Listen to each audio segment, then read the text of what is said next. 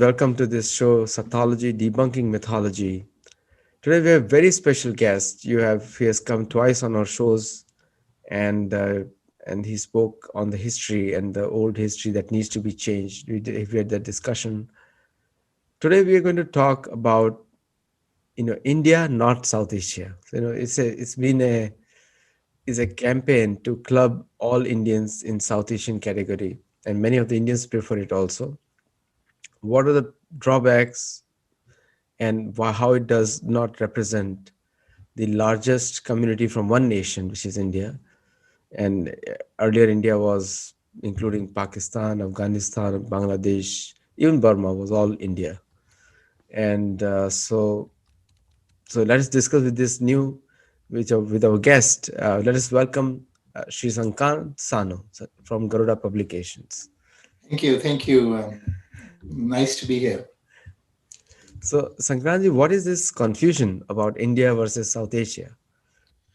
Well, I think it's a created confusion. Actually, I was very struck. I think must have been maybe about a decade ago. I walked into the University of Washington for a film festival, and in the film festival, what I found was that they were the foreign film festival. There were films that they classified were from Vietnam. There were films from China, from all these countries, and they had special categories. And then they had a category of films from South Asia. So I was very struck that these other countries they were referring to by countries, and then the films from India were from South Asia. And then I looked at the films. All of the films were actually from India. So all of the films were from India, but they were clubbed as South Asia. There was no mention of India, whereas everywhere else they specifically called out India. So I started digging into this a little bit, and I have a few slides and a map. If you want me to show, go ahead, please. I can do that as well. So it'll be a little fun little presentation. So, of course, this is very topical right now because we have all the news around the elections and so on and so forth. So first we have a news item where Dr. Jill Biden to become first Italian American First Lady. Of course, a lot of contestation is going on, but this is how that particular news is carried. And then, of course, CNN says Harris burst through another barrier, becoming the first female, first Black, and first South Asian. So on the one case, you have Italian American, and in the other case, you have South Asian or South Asian American. Why aren't Italian Americans being called South European Americans? Why is it that this benevolence is only reserved for India? And also, it's very interesting. Black and South Asian. She's not saying Jamaican American, if you're tracing that lineage, and they're not saying Indian American. So it's almost like Black and brown are this indifferentiated mass. But when we are talking about white people, we are very particular. We are saying it's Italian American. It's not some generic European American. So they'll talk about Italian Americans, they'll talk about Greek American community, and so on and so forth. So what is the history by which, and the other striking thing is India is a country of, 1.3 billion people, 1.3 billion people. And you have, in contrast, if you take any of these countries that are called out by name, they're much smaller in impact in terms of at least number of people. So why would it that India would need to be clubbed into a larger grouping to talk about Indian Americans versus other people? So I'm going to take both this notion of India as a entity and how that has been there in for history and even in the Western conscience, and how a colonial setup deliberately started off this idea of denying India. So this is from this book by Sir John Strachey. John Strachey was one of the very influential, he was a ICS person, and he was minister through 3 viceroys, and he was then later on he wrote this very influential book that became kind of the the main textbook that people who went to the bureaucratic service, the Indian civil service, had to study, India's administration and progress. And one of the things he says there is, this is the first and most essential thing to remember about India, that there is not and never was in India possessing any sort of unity, physical, political, social, or religious, no Indian nation, no people of India. So this was the context, which from a colonial standpoint, this no India was a very big theme that was pushed, because the idea was that there was no India. India is a British creation. We are the white people who are the saviors who created India. And so any idea of Indian independence, idea of Indian identity needs to be removed from consciousness. So that's the counterpoint that I'm going to take. One of the things I've also noticed, even in the US, some prominent Indian Americans, they prefer to call themselves South Asians. And somehow they are the more influential voices in talking to the administrations here, whether it's a state or federal. And there is a big shame on you being called an Indian American. Yeah, Forget in about fact, Hindu it should American. be the other way around. I had an article in Medium that went viral, and the article basically said that South Asian is a racist trope of cultural erasure. We should be very clear. South Asian is a racist trope. It's homogenizing, basically saying there's something called brown people. We are going to lump them all together. South Asian has no history. This term, it has no cultural roots. So we're going to go later on and see. South Asia is a term that just gets created in the Cold War. Created in the Cold War and then very deliberately pushed in American academia. So you will notice all those people who are going around calling themselves progressive will call themselves South Asian rather than Indian. And I said this has a lot of colonial legacy. So before I look at the South Asian part, I'm going to do a little world tour. Mhm. So the point was that saying India is not a nation, it has no history, it has no notion of a people. Then if it wasn't India, who was a nation? And we'll just start off with this little brief map of as far back as 475 AD. You see the Gupta Empire that is covering a large swath of what is India. So even politically, there was definitely a lot of um, unity. But let's see what Europe looks like in 475 AD. There's obviously no Italian Americans there. There is no Italy. There is no there is no correspondence in the same way. You can't even recognize most of the countries of today in this map. And we can quickly go through. This is what 180 looks like.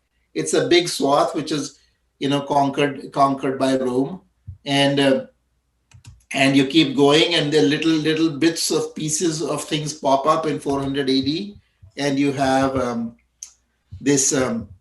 You go back even into 1000 AD. You really cannot see the countries of today very recognizable. Maybe you have a little bit of England peeking out, a little bit of France, but again, if you look at the map, it is not very much mappable to what the countries look like today. So if you take the idea of political unity, and it's only in 1800 AD. Again, in the previous one, you'll see in the Iberian Peninsula here in Spain, there's a little bit of a pop out, but Portugal is actually on the other, on the west side here. So again, kept changing. 1800 AD, we have France coming out. Again, a lot of realignment happens during the world wars and so on and so forth. So if you take this idea of uniform political rule over a territory, there is literally no country on the planet which is the legitimate country or legitimate nation or legitimate people at this point of time. So, we can keep going 2000 AD. So now let's look at the US. This is what the US looks like in 1776. If you look at the colonies, this is what the US was looking like. And of course, that's very different from what the political map of the US is today. And the Native Americans who were there, of course, the US is not a cultural continuity of the Native Americans. So the native population was largely wiped out, disenfranchised, put into reservations, all those kinds of things. 1800 AD, this is what the US looks like. 1861 is when the beginnings of what we know as the United States is coming up. But even here, there's confederate states. A lot of these things are not yet states. They are territories in the West.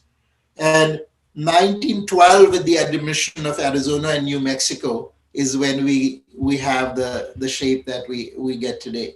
So we are saying the subtext of when the British said there is no India, and this is what the Indians, modern Indians have internalized this. When I talk to Indians, they'll often say, "Oh yeah, British created India. We were never a nation, we were never a country."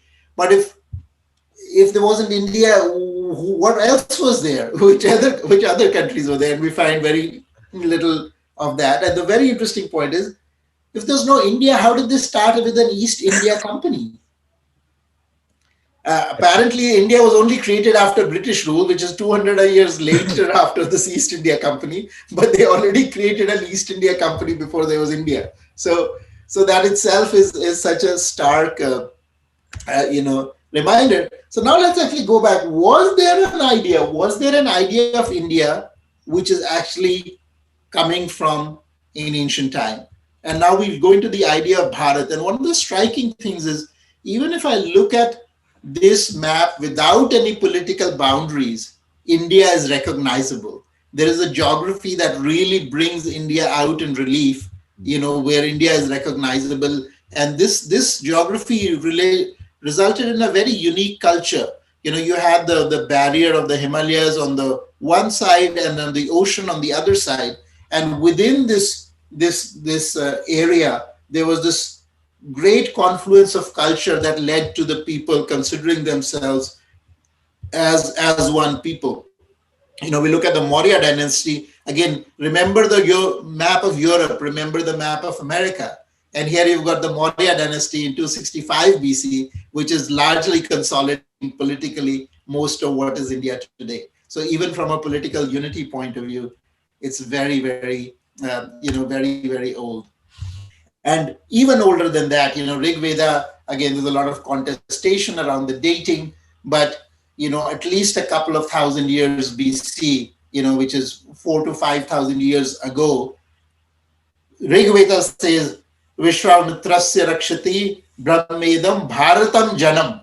Bharatam Janam. There is a notion of the Jana, of the people of India, of Bharat, as far back as 5,000 years ago. There is no other country on the planet, literally, that has this kind of ancient roots that have continued from till current times. And the fact that we can read that and we can recognize that language today, it is as contemporary for us in many ways than when it was written.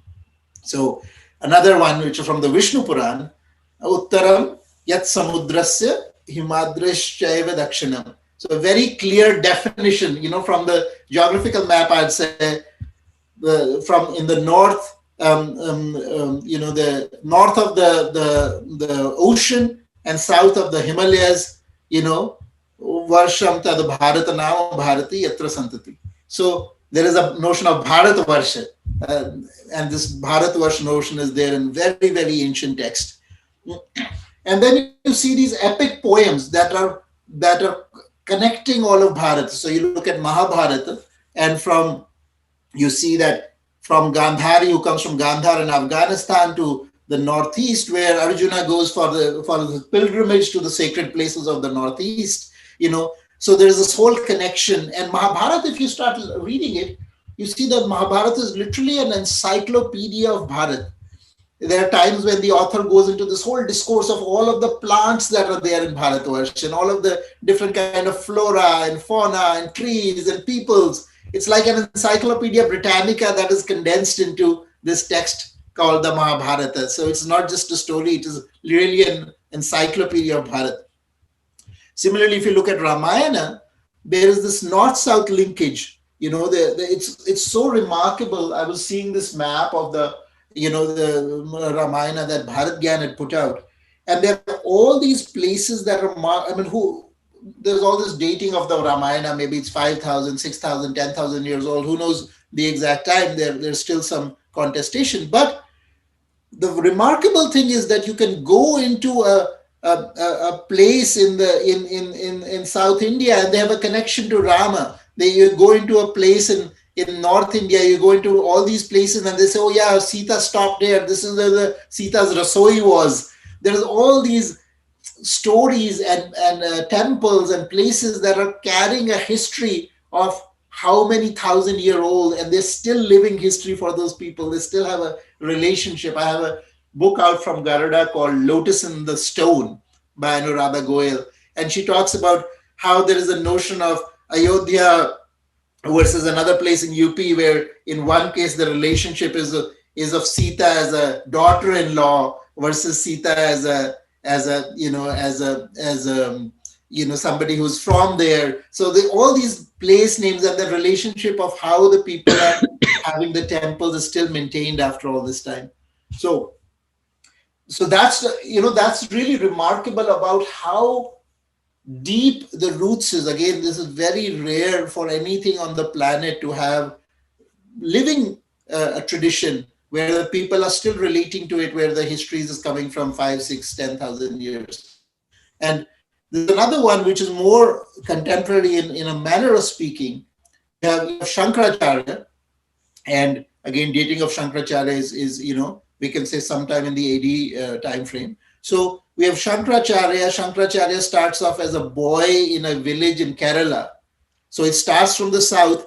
He travels all over India. He in this blue diamond shape, goes all the way up to Srinagar and establishes mathas in all four corners of India. Now, the interesting thing is, if there was no conception of Bharat as a unity, why did he choose to establish mathas in this particular configuration? Why wouldn't they all be centered around some, Dravidian nation? Why wouldn't they be, some of one be in China and one be elsewhere? It's very clear that there is a conception of Bharat. Even more strikingly, you have these Shakti Pitams. The Shakti Pitams that literally almost have a figure of a woman transcribed over India. All these different parts of Shakti that were dropped all over India. Shakti is the divine parts have temples associated with them. Again, all of those parts fall over the geography of India in a way which is absolutely remarkable.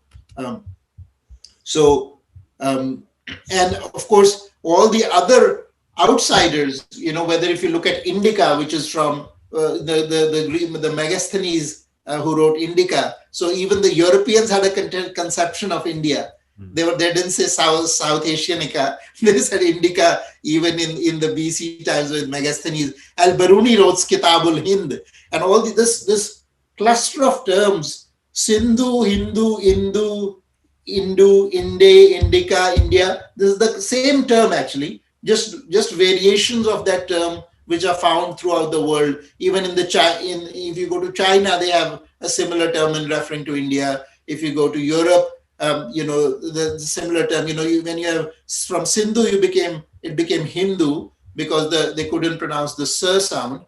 So and then from Hindu it became Hindu because if you look at Spanish, for instance, the H sound is dropped.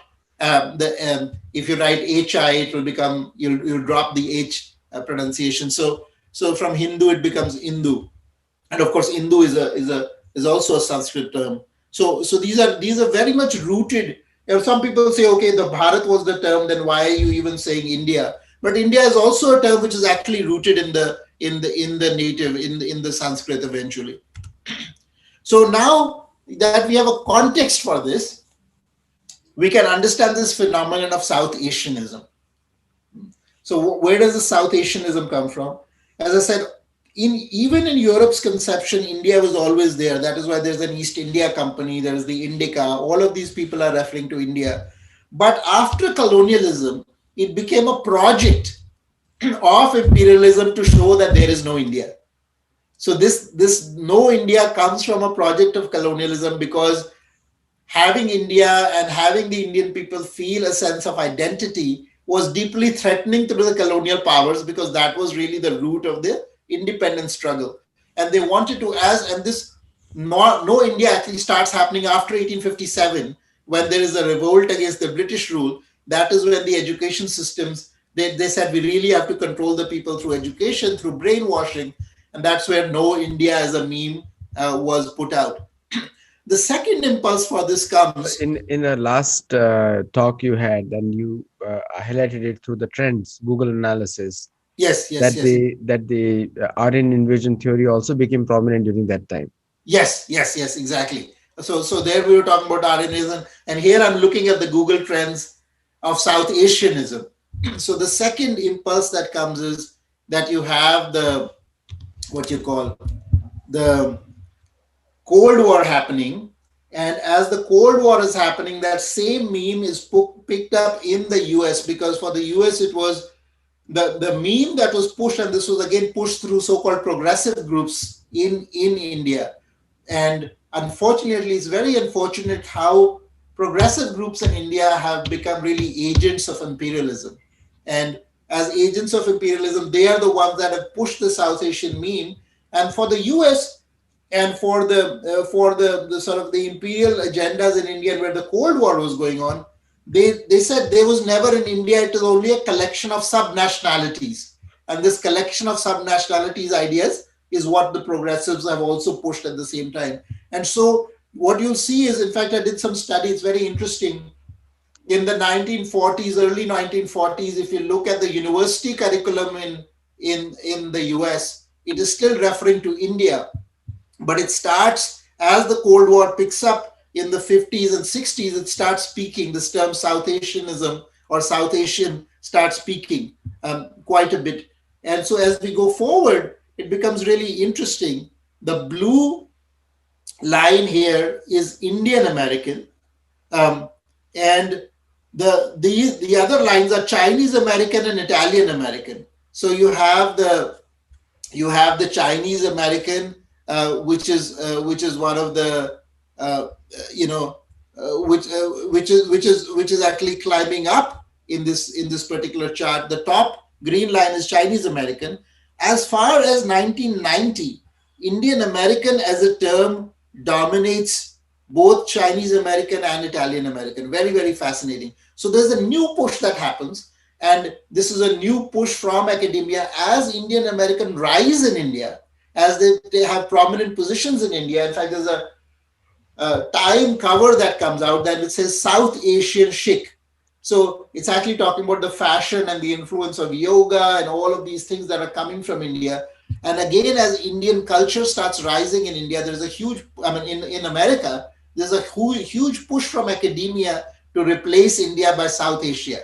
Uh, and so this push results in Indian American, this blue line, which is dominating Chinese American and Italian American in the 1990s, gets to a point where this term completely is being taken down. South Asian American starts to rise, and today South Asian American has actually intersected Indian American. It's being used more than Indian American.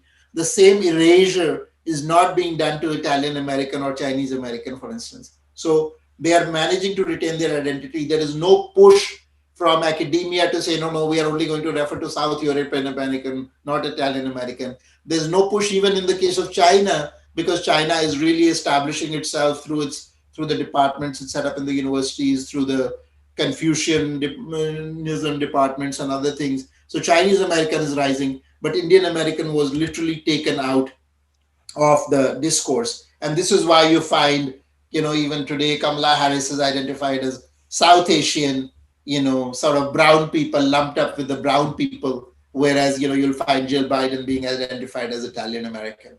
So that's the context of the story in a way. So no, it's very interesting to see through the charts which you have seen, which you have shown just now, and it is very remarkable that. So who is responsible for it? Are the Indians responsible or the American academics responsible for this? I would say there's two forces. There was definitely, we have to realize all of these foreign studies departments, that were set up in the US were set up by originally through CIA funding, right? So this was always a State Department kind of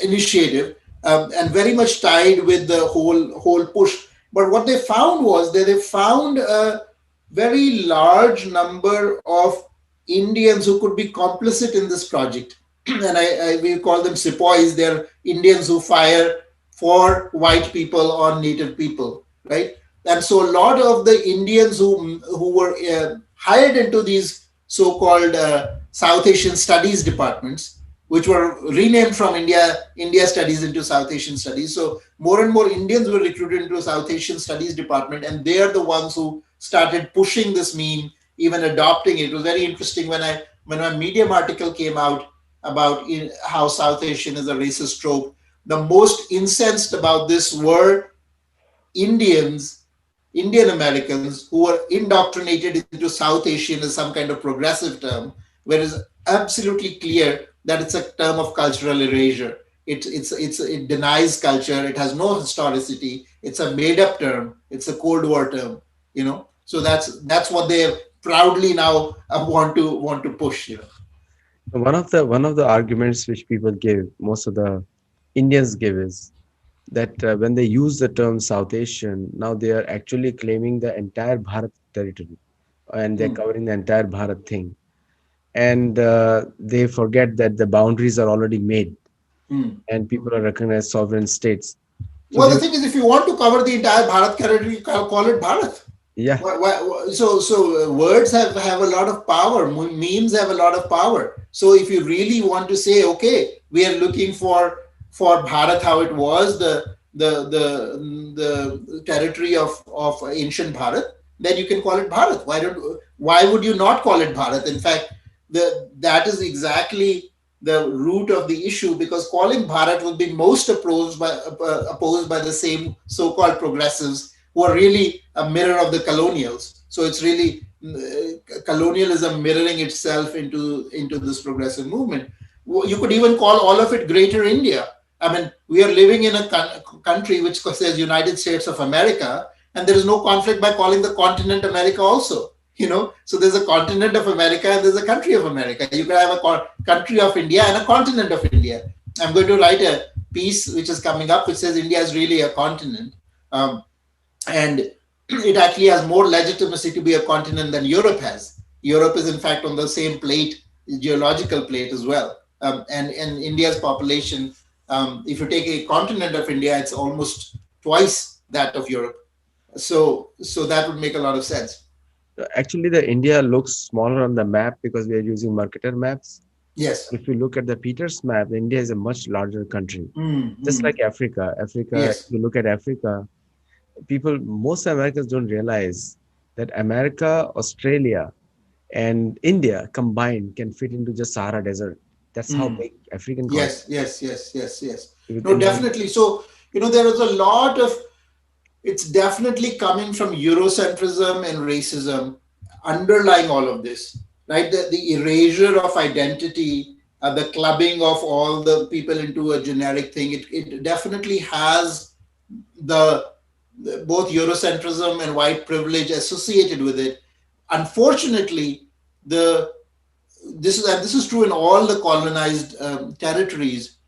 A segment of the colonized population becomes the biggest cheerleaders Correct. for their own erasure. And we see this over and over again. We see this in language. Yeah, as you know, I have a book on language called The English Medium Myth. We see the same thing happen in the erasure of languages, where the so-called, you know, groups that call themselves, modern or progressive are the ones that are pushing for erasure of culture, erasure of language. And the same phenomenon is in the South Asian thing. Stockholm syndrome. Do you think it's Yes, very associated absolutely. with that? Yeah. Absolutely. Absolutely. Well, partly Stockholm syndrome, partly, the how the Cold War the sort of setup happened, and partly, they find it a civilizational challenge. I mean, Huntington has, of course, talked about the clash of civilizations, but there is something, whereas India is a plural civilization, it is not a one that goes and threatens, but those who are not plural feel threatened by the plurality. So to undermine India is very, very important in this whole clash of civilizations debate as well. So in my sixth book, on the Yudhishthir, the greatest emperor, in which I have quoted the map of Yudhishthir also, the travels, and Mm, where the if you look at it, then most of the world, especially I can say about Asia, Jambudvip, was ruled from Hastinapur mm. because it was the most habitable place and most beautiful in terms of stable weather, Yes, in terms of very resources, fertile. very fertile. It could have a large population that it could support. Yeah, and those are the people when they so most of the Indians they argue, how did we go to the north? We went to north in the same way like they came to south. So, so Uttar Kuru is a area which is Kyrgyzstan and above, and Right. which is very clearly established, and there is Yes. no there are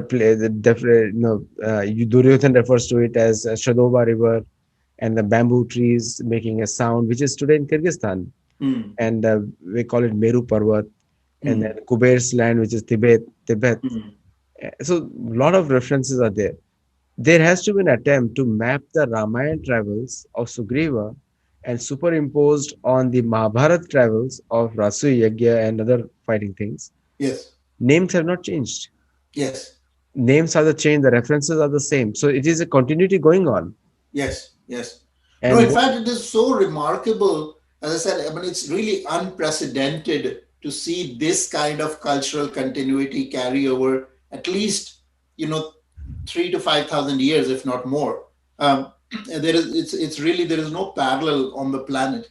And one of the things we have to really see is this is probably why this continuous attempt to undermine, and also I think the colonial British rule is probably the biggest break. Even in some senses, Islamic rule did not have that cultural continuity break to the extent the British rule had, because the British really destroyed the indigenous education system. There's the book called The Beautiful Tree by Dharampal, which traces how India had a very widespread education system. In fact, literacy rate in India was much higher than in Europe. right, Europe got the idea of universal literacy from India. They looked at it like, wow, they're teaching everybody. And also, this was across caste. There's another myth which is saying lower caste was excluded from education. Early British surveys themselves show that all of the jatis were actually being educated in schools. So the notion of universal education comes from India. India had a far higher literacy rate. They took away all the revenues from the villages. And so the villages could not sustain their education system anymore. And then they, of course, outlawed many things. And then they implanted the colonial education system, which is what Gandhi was protesting, in this beautiful tree where it's quoted. Yeah. see the most of the times British like the British influence the leadership of India, political leadership, and the political leadership carried on the policies of the British like till date. And I'll take a very mundane example that recently Arnab Goswami was arrested on a 1920 Indian Police Act, and Yeah. Yeah. which is a colonial thing going on still now. Absolutely. And then another instance is that when people say that there was an exclusion of education, very few people point out that Shabri, even though she was in the forest, she was referred to as a highly knowledgeable person, old Mm, woman. And absolutely. also Sanjay, who was not a king, he was just an assistant to Dhritarashtra, not belonging to royal order, but he was highly educated, advising the Absolutely. king. Absolutely. Actually, we don't even have to go that far. I'll give you an example. Sri Narayan Guru, who's such a reformer from Kerala. Uh, See, two myths is they couldn't be educated, and he's belonging to the so-called, untouchable or lower caste. He was a Sanskrit scholar. He wrote in Sanskrit. He taught in Sanskrit, right? So the sort of the theoretical, they read some text fragment here, they read some text fragment there, and then they create a picture. But if you actually look at the data on the ground, it is completely different from their theorizing. You know. there is a big phenomena you must be well aware of, atrocity literature. Yes. And there is a lot of atrocity literature is kept in storage, and it is used at the right time to undermine the Hindus, or Right. especially Indians, Right. targeted Indians. Yes. So do you think, is it a case of jealousy, or is it a case of insecurity? I think it is actually even deeper than that. The atrocity literatures that were being produced in during British times, often the atrocity literature was being produced by Christian missionaries. Hmm. So, from the point of Christian missionaries, they saw their theology told them that all other people were satanic, right? This is the same Mhm. reason that they had the genocide of Native Americans here, because they said, there's in fact a debate that takes place in Spain when they, after they land in Central America, about whether these people are human, the beings we are meeting, are they human or not? Because, I mean, this is a very strange debate, because there's no reference where in Indian civilization you meet another people and you wonder whether they're human or not. But what kind of thinking asked that question? Because if they're human, then we can convert them. Otherwise, we have to kill them. Either case, we have to rid them of their satanic traditions, right? So this is the context of it. So the missionaries are the ones that start producing the atrocity literatures. They are the ones who, the whole atrocity literature on sati, for instance. I've written on this. It is, there was almost no record of sati before British rule. It's like happens once in 100 years or something like that. It's very, very rare event. So after British rule, suddenly it spikes up. Either the phenomenon spikes up or the talk about it spikes up, right? So atrocity literature is common, and the reason why the missionaries are creating it is because they want the British government to fund the conversion more actively, because that's really the agenda that's driving it. And today, unfortunately, progressives are carrying the agenda of the right wing Christian groups. Where constantly, for instance, India is shown regularly in the news as oppressive to women, oppressive to minorities, all this whole set of memes. But if you look at it, I actually written an article on this. Why is India being shown as the rape culture and all of this? This is directly used in evangelical literature then to say we have to go and save the Indian women. Now, of course, the record of evangelical saving native people anywhere in the world is really atrocious. They haven't saved a single soul. All they've done is genocide of cultures one after the other, whether you look at Australia, whether you look at South America, whether you look at North America. So this is a pretext for that kind of work, and that's unfortunately being mainstreamed right now, from everything from the New York Times to Washington Post to all of the literature that's been produced. No, so true. It's remarkably true because that's exactly what is happening, and it is a high time that we have to counter with our own narrative in some ways or the other. That's why we have this program, Sattology. Now, one last question to you is, and since you are publishing so many books, so what do you see the trend in the authors? Are they addressing this issue, or they are trying to research? Yeah, it's so remarkable. I urge people to go to garudabooks.com. Garudabooks.com. We have a number of titles there. We had Major General G.D. Bakshi, who's actually a military historian, and he has a doctorate. He wrote this book, The Saraswati Civilization, that debunks this whole so-called Aryan invasion and all of this. So it's a beautiful, beautiful book called The Saraswati Civilization. We have a book which is upcoming, which is a history of Hindu mathematics and how it influenced all of the world. Most of the math we read today, trigonometry, sine, cosine, algebra, geometry, even all the rudiments of calculus, all of this comes from Indian mathematics. And he's a PhD from IIT Kanpur. He's traced the flow and how it went to Europe. So a lot of people want to finally challenge the colonial historiography and really move towards establishing an authentic history of what happened. Yeah. So, Sankrantji, thank you so much. And I think we have covered enough in this topic today. One of the things which comes to mind, and many Americans are watching right now, that the Indology departments of the Western universities, I have seen that they have continued the colonial agenda. Yes. Yes, Do you, very much so. In fact, they don't even call themselves Indology anymore. They call themselves South Asian Studies. correct? So, as soon as you hear the term South Asian, you can know that it's a racist trope of cultural erasure. So nothing good can come out of it. And therefore, we really have to look at what is this white man's gaze that they are using, and then how the brown people are carrying that gaze, how they have been co-opted into that, and really start to challenge this erasure of identity. And I think that's the direction we have to move in. Yeah, thank you so much for your time today. And viewers, if you're watching this show, do go to Garuda Publications for Garuda Prakashan, search it on garudabooks.com and GARUDABOOKS.com. And if you like it, comment on it. And if you have any questions, do send it my way. And we'll have a next show with Sankrant. We'll cover those questions. So thank you so much and Thank you. namaskar. Thank you. Wonderful to be here.